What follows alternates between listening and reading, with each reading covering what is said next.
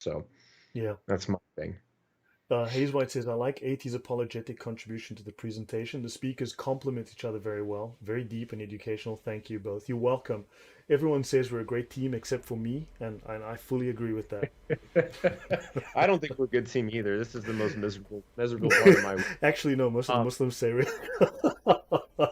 if if I may add one other comment here, Yeah. Devitt said something along the lines of, there's so many heresies, Yeah. and I think this strengthens the fact that Christianity is the one true religion. And the reason why I say that is because if it were something totally obscure that was not able to bring about salvation, Satan would not try to replicate it in so many different ways, right? So there's a Yeah. saying that I use a lot, and I heard it from Pastor Mark Driscoll the first time.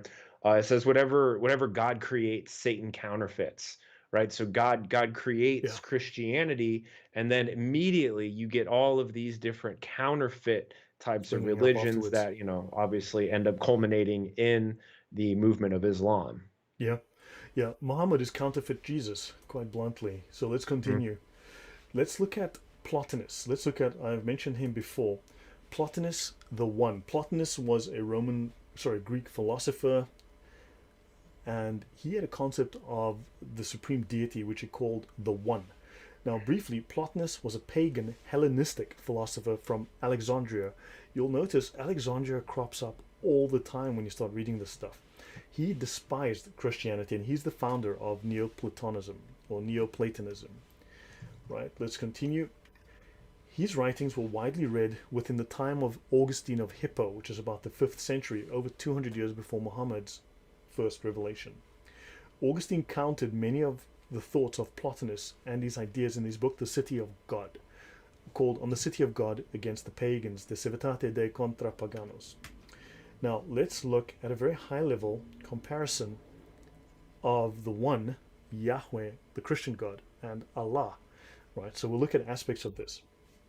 Now, I will note that I don't necessarily agree with the original author with his representation of Allah fully. Okay, but that's it. It's pretty decent. And let's have a look. God is a creator, the one, a creator. Allah, the creator. So that's the sovereignty of the creator. The Mm-hmm. nature of God. Okay, simple being with a complex nature. That's God. Okay, single being rather. Single being with a complex nature. The one by Plotinus, it was a simple unity. Now, what's interesting is unity. Ehad. Mm-hmm. Ahad.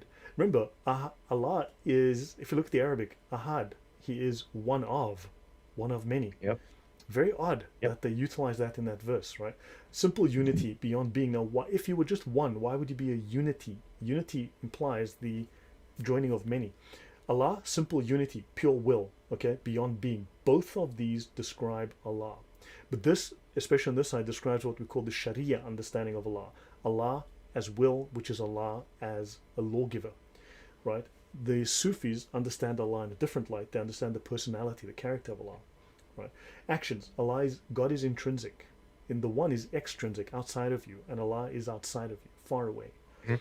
Mm-hmm. Can he be known through reason and faith? Yes, Christians can understand God through reason and faith because they say that God is reason, God is logos, and that through Mm-hmm. reason we can understand the world, we can understand God's creation. Yep. The one Ask, seek, and knock. is knowable only through complete submission. Which religion requires submission, AT? I can't remember. My memory is going. Well, I would go so far as to say that probably all religions require submission to a certain level, but what does it mean? What religion says they're the religion of submission? Obviously, it's Islam. Islam. Okay, and Yep. Allah is inscrutable. So basically, Allah meets both of these criteria. Man's nature is free. In the one, you're a slave, and in Yep. in Islam, you're a slave. Basis Hmm. for obedience in Christianity, love. In the one, mysticism.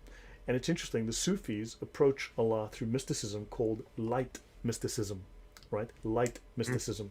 And of course, the light of Allah is, you might know him as Muhammad. And then, of course, for basic Muslims, you approach Allah through fear. Man's will is free will, and of course, the word deen in Islam is about imposing your will on another. If you read the definition of the word deen, I've covered this in other Mm. shows. Deen is the imposition of your will, subjugation, and that is the concept of the one. Yep. You, your will, they impose their will on you, and of course, both of these predestination, both of these cover the character of Allah. Man's purpose is to know the Creator and to submit to the Creator and obey the Creator. In both cases, this meets the definition of Allah. And yeah, so understand the concept of Allah goes back to at least 200 years prior to Muhammad's birth. So again, another source where he took ideas and these ideas and just mashed them up. Basically, he took a bunch of stuff, dumped it in a bowl, mixed it up, pooped into the bowl, mashed it up again, and there you go, Islam. Your Yep. thoughts, 18? Well, Dragon said something very, very profound here. She just said, "In Islam, you're a slave of Allah. In Christianity, you become a child of God." And I don't Very, think you could sum it up any better than that. yeah. Yes, well said. Okay, let's continue. So, let's look at Jeffrey. Now, this, of course, Islam Critique mentions Jeffrey on a regular basis in his talks. This is Jeffrey's book called Islam, Muhammad and His Religion. And he says the old Arabian paganism was in the process of disintegration. Judaism and Christianity were widely represented in Arabia, and to a lesser Mhm. extent, Zoroastrianism and certain Gnostic sects. Right? So understand, so several preachers of monotheism had arisen, and each had gained a following. But it was Muhammad who succeeded in syncretizing certain basic elements of Judeo Christian faith and practice with native Arabian beliefs. Yeah. Syncretizing is basically taking stuff and just smashing it together, and there you go. You know? So that's what Muhammad did. And so this is written about, this book dates to the 50s already. Now Hmm. let's look at the Encyclopedia of Islam. They speak of the Gnosis, the Marifa, which he describes. So Dulnun was the first to teach the true nature of Gnosis. Now this is the first Islamic scholar to really talk about the Gnostics. The Gnosis. He describes this as knowledge of the attributes of the unity. And I find this really interesting that it's the Gnosis is the knowledge of the attributes of the unity. If Allah is indivisible, if Allah is one, how can it be a unity? Understand? And he speaks, and this Yeah. belongs to the saints. When they say saints, they mean the Sufi saints. The highest in Islam, the highest spiritual level in Islam is to be a Sufi. They are the highest ones. And they contemplate the face of God within their heart, and God revealed himself to them in a way in which he is not revealed to others in the world. So the Sufis can see God in a way that no one else can. 18? Right. Well, I was reading something that Daniel wrote earlier, and he said Muslims say that Muhammad is the door to paradise that every man must pass through for entry, and I think that's pretty much correct, right?